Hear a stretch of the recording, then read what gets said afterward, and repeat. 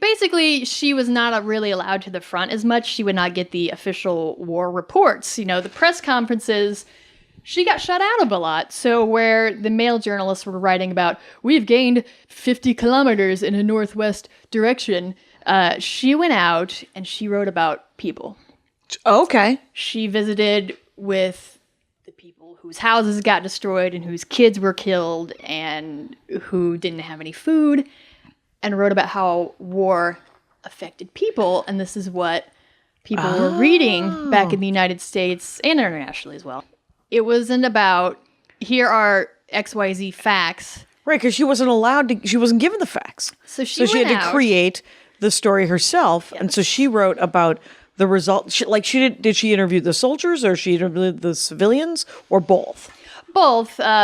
More civilians, typically.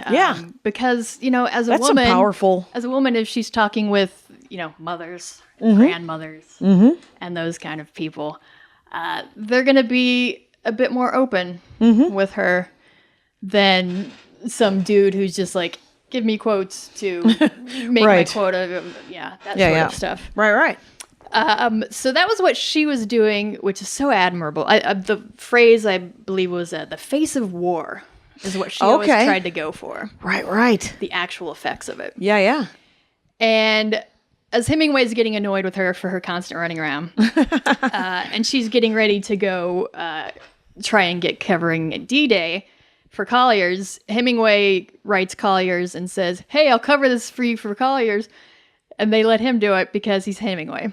Right. So he took the gig away. So she's scooped by her own douchey husband. Yeah. So what she does... Yeah. And this is the one that's... Oh my gosh, the balls on this woman. She sneaks aboard a medical ship. Okay. Heading for the beach. Hides in a bathroom. And then, when they land, she comes out and reports on it. Just shows up on the beach. She with the landing troops? Yes. She was... In a medical ship. In a medical ship, because the other journalists were probably allowed to go with the soldiers. And you also have to have press credentials and stay in this area until it's because there's all that crazy ass footage of the landing. So clearly there were photographers and So she was like one wave behind in the medical ship so that they could pick up the dead. And so she comes and covers it from that angle. Holy crap. Yeah. That's awesome. She was very much one of the very first reporters to set foot on shore. And she did it totally herself in this bonk. Like, think about it. You're on the dock. You're like looking at the ship. Right. Now, I think I might, let's see. We'll give this a shot. So I'm going to go and hide in this bathroom with my, one bag of reporting stuff. And it wasn't my even... notebook. Yeah. And a fresh pair of underwear, maybe. If you're lucky. All right. I'm sure the toilet was a bucket. This is not modern plumbing. Right. Well, the weird thing is that no one needed to use the toilet while on the trip, but maybe there were more than one. There was more than one head. That's what they call it in the Navy.